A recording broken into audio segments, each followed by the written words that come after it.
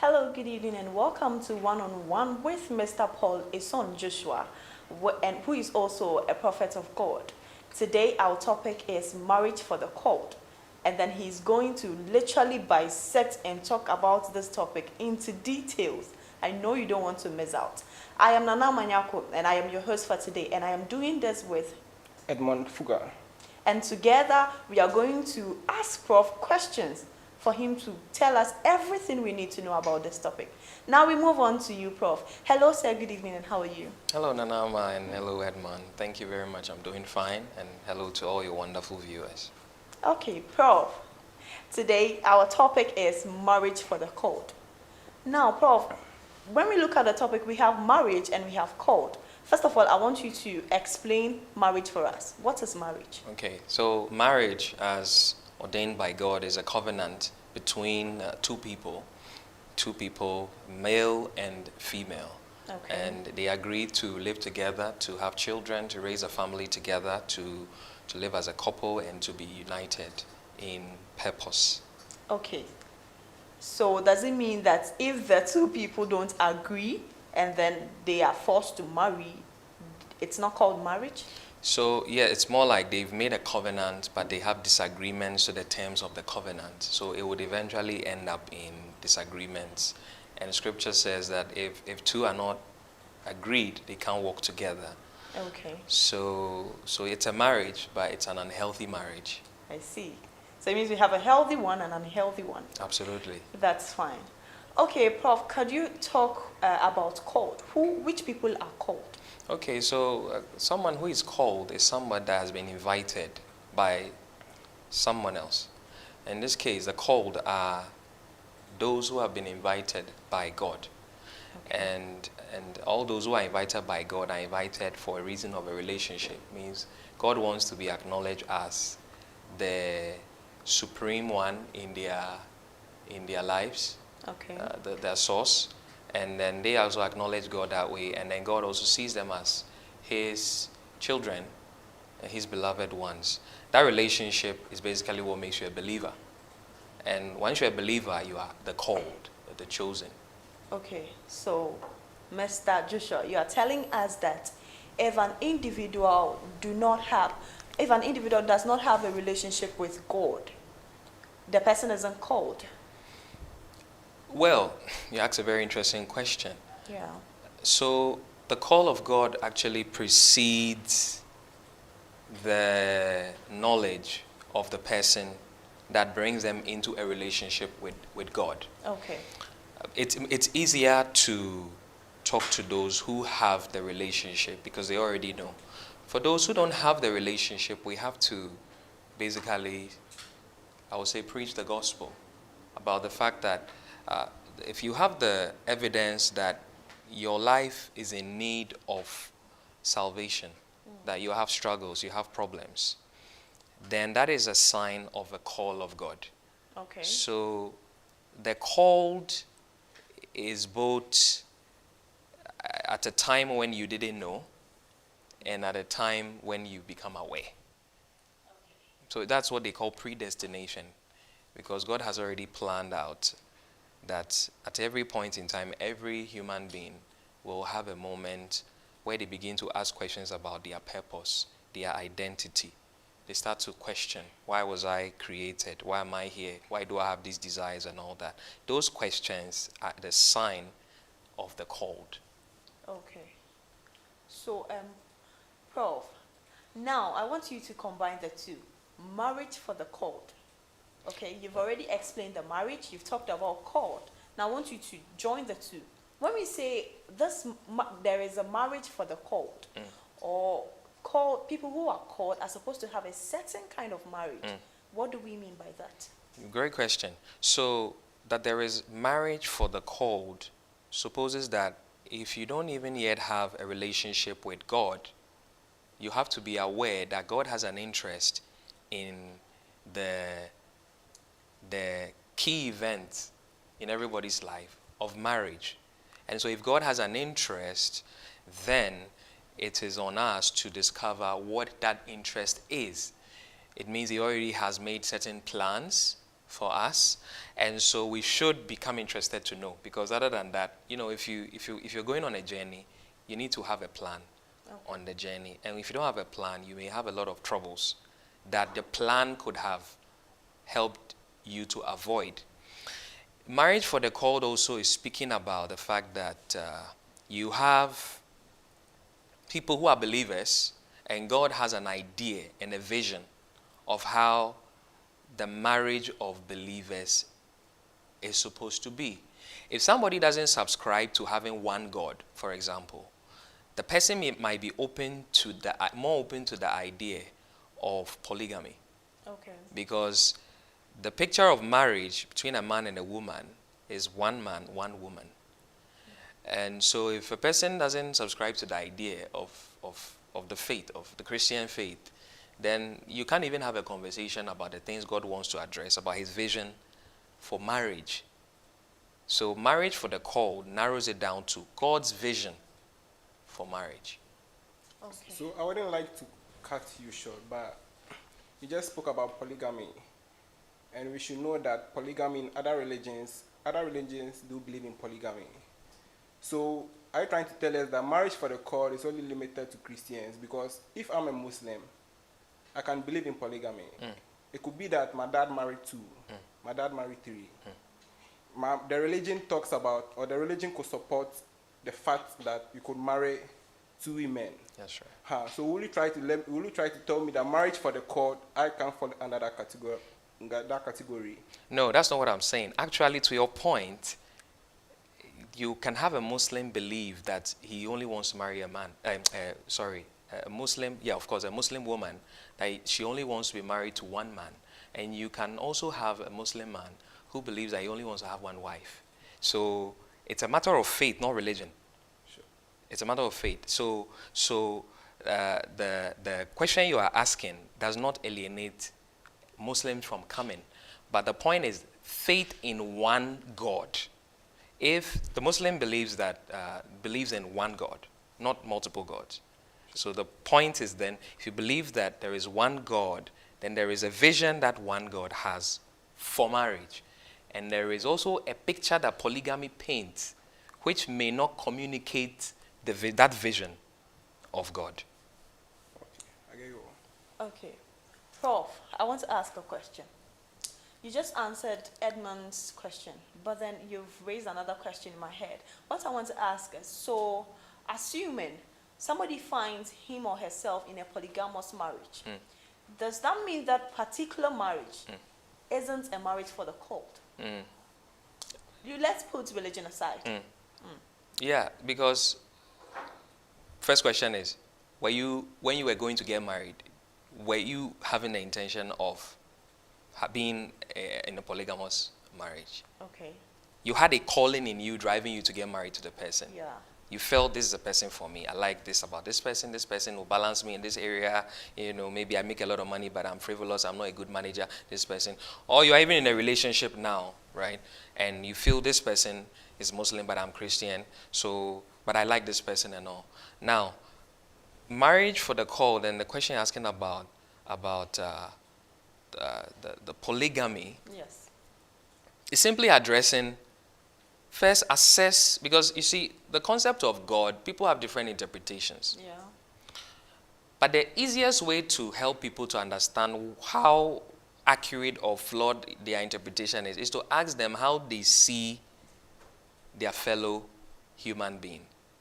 So if you're a young lady or dating a man, and you can confidently say you are comfortable with a man after marrying you, after that deep, passionate love you feel for him, that he will take that same deep, passionate love and share it with 3 other ladies, and you'll be okay, then that's a journey that will end you in a vision of marriage that is not the vision God has.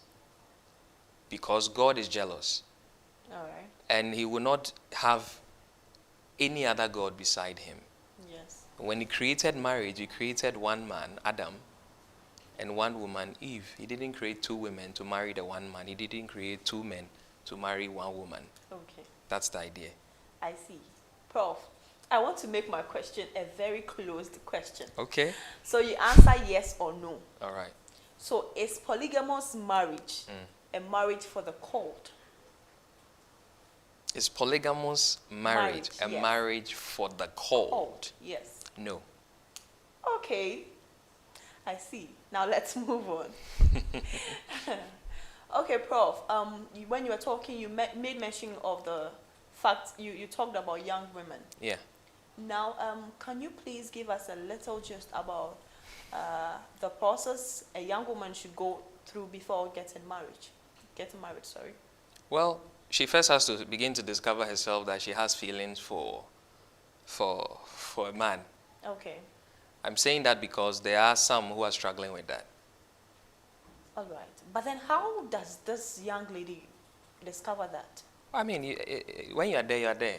This doesn't need any explanation. When you are there, it's a feeling. You begin to feel attracted towards somebody, maybe a young guy you're in class with, or around your neighborhood, or in church with, or wherever, in a mosque with, or something. Okay, you begin to feel an attraction towards this person, and it's hormonal. So once you get there, you will know. No matter how well it's explained, if you are not there, you won't get it. And so that's why this conference is first for those who are of age, because it's 18 upwards. Okay. Once you are 18, by all means, you've gone through your puberty and you've discovered your body a bit. If you're a girl, your breasts have formed and you have gone through your cycles. If you're a guy, you've had your wet dreams and all that. And so you are basically at that point where you know what it means to say attraction. So if we're talking about sex, you're not going to be confused. Okay. However, what I'm trying to say is there are those who have gotten to that age but are still struggling with that. And you're asked, where does the journey begin? Yes. The journey begins for some, like I said, normally, by the time you hit your puberty and you start to have those feelings and all that, that's the normal journey that's supposed to be. But there are people, their children are exposed to it way earlier. Okay. Okay, and then there are those two who have become adults, but they are still struggling with their identity. So in a conference, we have a topic that actually talks about identity crisis. Because once you have that problem, if that problem is not addressed, you can't even consider getting married. Because the feelings you have are strange. Right, so yeah, I don't know if I've answered your question. So you just took us to a science class. That's the adolescent stage. So here lies the case. A lady 16 years, maybe 13 to 16, she begins to have feelings. Are you trying to say the lady is fit to marry? Because in some cases, we have homes whereby the lady is not yet grown to that age, but she has already been given out for marriage. Right. So how could you relate that? Because what you just said, someone could hear that and be encouraged that, oh, after all, right now, I've started having feelings for maybe this guy or this man, so why not? If it comes that, let me marry you. She could agree. Right. With what you just said. Yeah, you're making my view. Right, you're making a very good point. The thing too about marriage is that because it's an agreement between two people, if that 16-year-old girl, as far as the ability for her to function as a woman, to even a grown man, is intact, and if that 16-year-old girl agrees that she wants to be married to that man, and if her parents consent, it's a marriage. Okay. It doesn't matter how the society will see it. You know we are in Ghana. Yes. And let's stand on that 16-year-old girl. Okay. So if the 16-year-old girl comes to her parent, or maybe mommy, daddy, I've seen this man, he says he wants to marry me. And the 16-year-old girl also likes the man. And fine, they marry. What would the society talk about? Because you should know that Ghana, 18 years, it's the age that we stand on, or we base on that you're an adult. Yeah. But you see, the other thing about life is that when a person has feelings and convictions and you start setting rules, it may be unlikely to cause them to stop.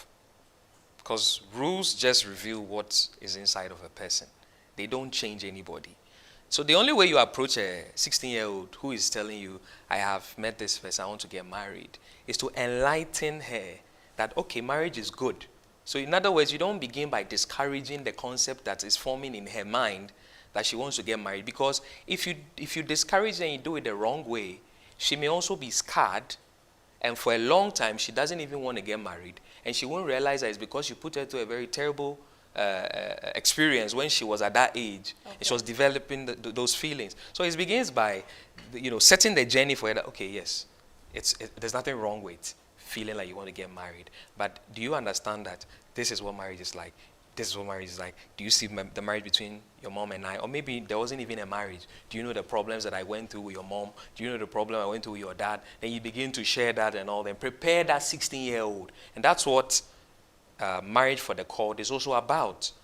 That it's about the preparation. So that's what it's keenly about. Addressing the challenges and the issues that young people are facing. Both the traditional type of challenges and our trending challenges of today that young people are facing. Yes, you are right. But you should know, not that all hands aren't equal. Your home ain't my home. Some homes are there, the parents, due to their literate background, they could sit the child down, try to counsel the child, oh, this and that. So what if the home, there's no violence, there's peace reigning in the parents' marriage? How do you think the parents should go about that? Here lies the case whereby you are trying to state that maybe the parents making reference to the lady that the lady should look up to or look back at what's happening between maybe the mom and the dad. What if the home, there's peace of mind in the home, there's nothing ongoing between the parents, that Right. maybe there's no struggle. Okay. But they don't have any knowledge to that extent that they should sit and counsel the child. What do you think they should do?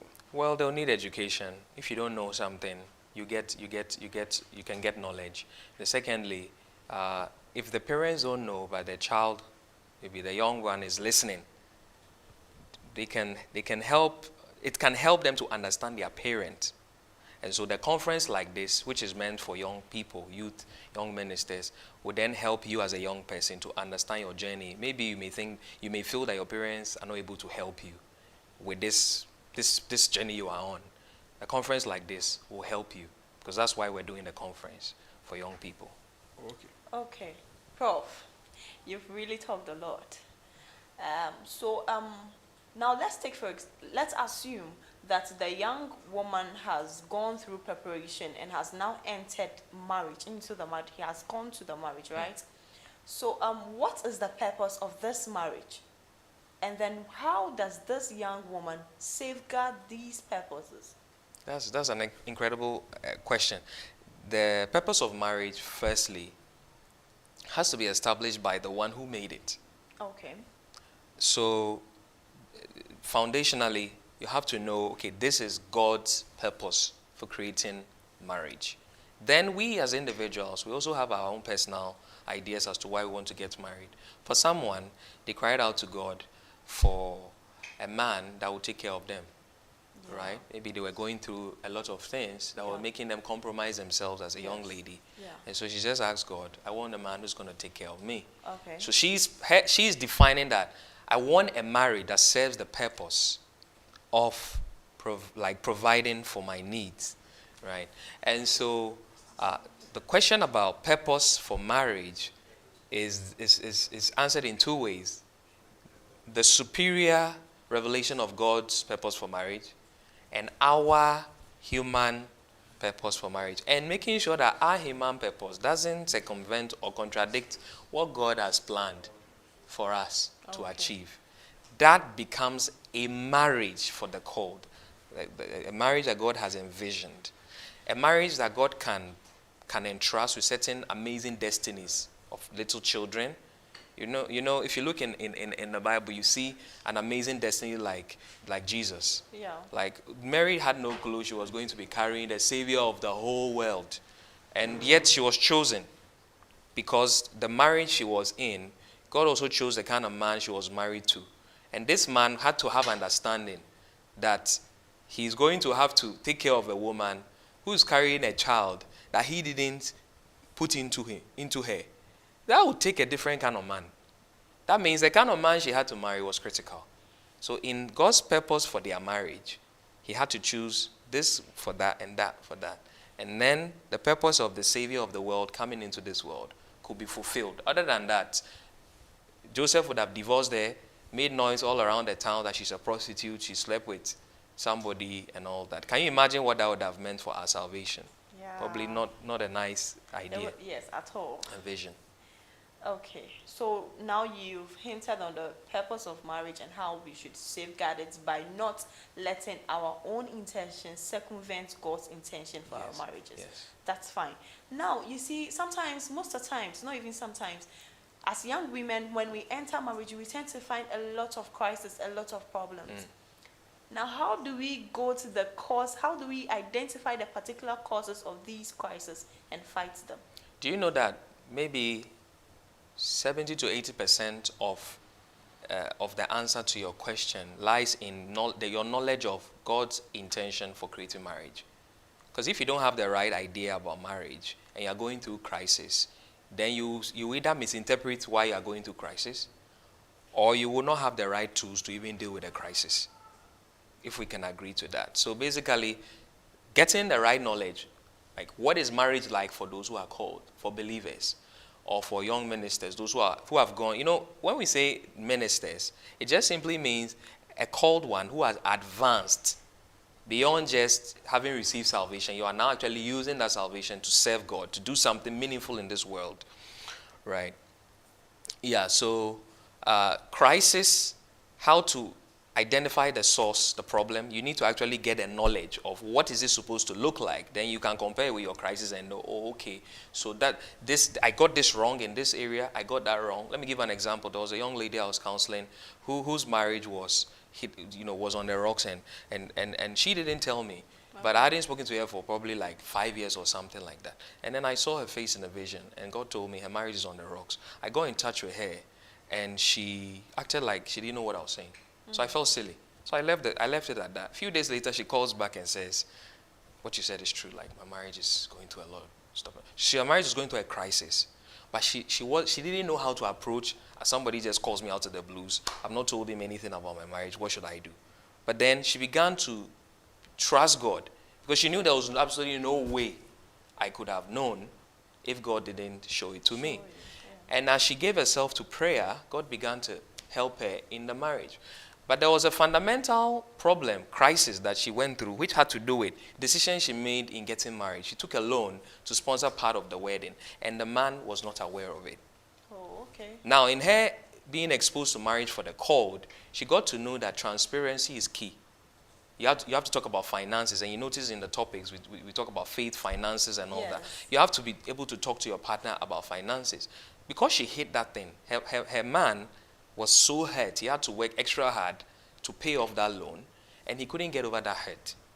So the marriage failed. This is an example of foundation. So if you don't have the right picture of what marriage should be like, by all means, you will do what you think you should do, and it's going to bring you into a crisis. But if you're in a crisis, you still get the same knowledge to fix the crisis. It's the same knowledge.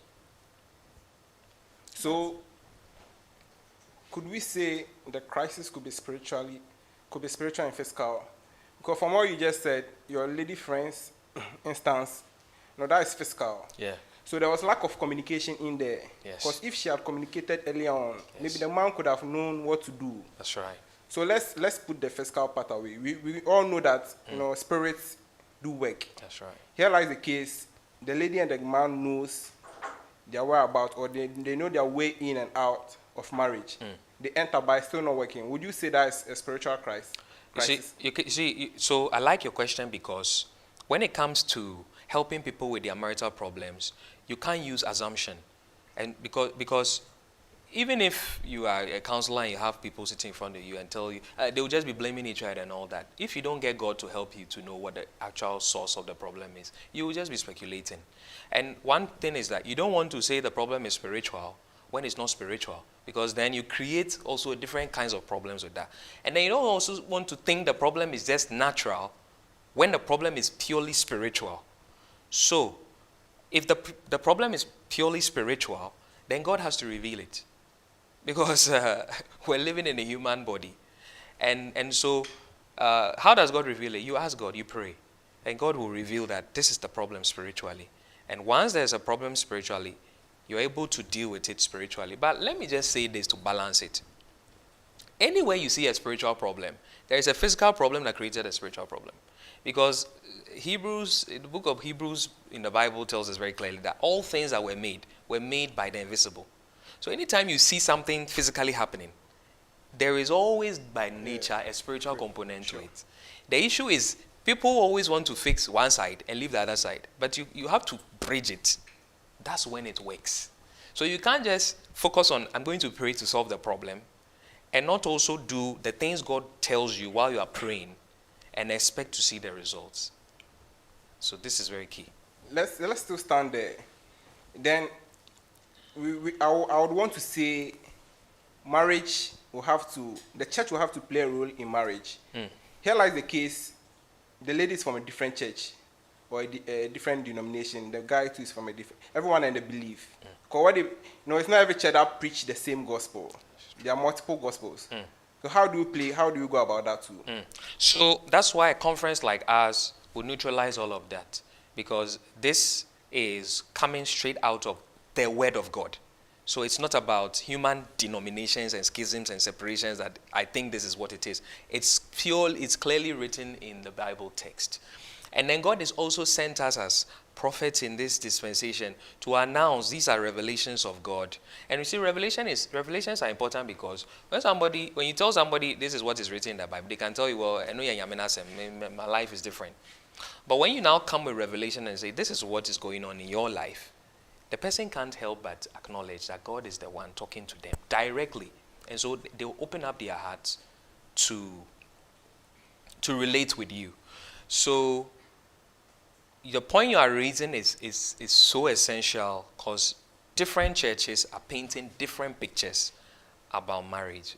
There is a picture that is being painted now that it is okay for a young person to use marriage as a means to get a green card. And even if it's a second marriage, it's their destiny. I've heard this from the mouth of a pastor before. And this is going to corrupt a generation. Meanwhile, that's not a vision God has for marriage, because that first wife, you're going to put her into hurt, pain, bitterness. And she may never recover from that bitterness, right? And is this how we're supposed to love each other? Certainly not. No. So I'll say that the balancing part of this question is a conference like this, which has been established to bring everybody together. And in the conference, we'll give room for you to also share your ideas. It's not going to just be keynote presentations where we tell you, this is what God has established as marriage. These are the revelations of God. But we'll also listen to what you as a young person have to say, so that maybe there are challenges you are going through. God will give us the wisdom to help you out of it. Okay, Prof, that was very fine. Now, viewers, if you listen really well to Prof, whenever he was talking, he made mention of conference. Now, did you know that the topic itself, marriage for the called, is a conference that is coming up? Now, I want to, Prof, please say something small about the conference, where it is happening, its aim, the people you are expecting, all that. Tell us. Thank you very much. Marriage for the Called Conference is coming up on the 16th of December. It's a Monday from the 16th of December to the 18th of December. We'll be organizing it in morning sessions and evening sessions. The morning session, we're going to start at 8:30 a.m. and we're going to continue all the way through to the afternoon. Then we take a break, come back and resume at 6:30 in the evening and continue till like 9 p.m. Basically, the conference has been organized to address challenges, issues that young people are having, young people who are in relationships or young couples who are married and are having challenges in their marriages. And we are opening it up to people from ages of 18 all the way to like 45, 48 even. And so far as you are hungry to hear what God has to say about marriage, this is the conference for you. In the conference, there are going to be keynote presentations. The keynote presentations basically are going to give presentations on topics that have to do with marriage for the called. Topics that will include who are the called. Is going to go into addressing the issue of the call of God. Because if God has marriage planned for those who are called, then those who are called really need to know who they are so that they can walk in their destiny, That way, if they get married to the ones that God has destined for them, and their marriage can work out accordingly. And we have other topics like sex, how sex should be in marriage, and holiness, how do you balance sex and holiness, and then identity crisis in young women, and identity crisis in young men, finances, faith. We're going to cover a lot of things. And so those keynote presentations will basically be myself delivering the mind of God on the matter. And then we're going to have also interactive sessions that are driven by participants, question and answer sessions. We're going to have small workshops in between where we allow other facilitators to ask questions, and it's very open. And this will go on. There'll be some worship mixed in there, very strong worship. It may be short but very intense, strong, and with prayer. And we do this for 3 days, like I said. In the evenings, there's going to be a different mode of the conference. It will be like a fireside chat, like the way me and Edmund and Nanama are doing right now. We just have a chit chat, and it's going to be very down to earth, where they can ask personal questions as well. And then we go on till the third day. So on the third day, which is Wednesday, God asked me that we should pray for marriages, because marriages are obviously very important to God. It's the birthplace for destiny. It's where we all came out from. We were born before we said yeah, and then so God is very concerned about that, because there are also attacks, like Edmond suggested, the spiritual side. There are attacks that are coming against marriages. I'm going to share revelations about those attacks, specifically where they are coming from, and areas that people who want to get married or in relationships, or people who are already married, should be very watchful about, and keys to be able to resolve those issues.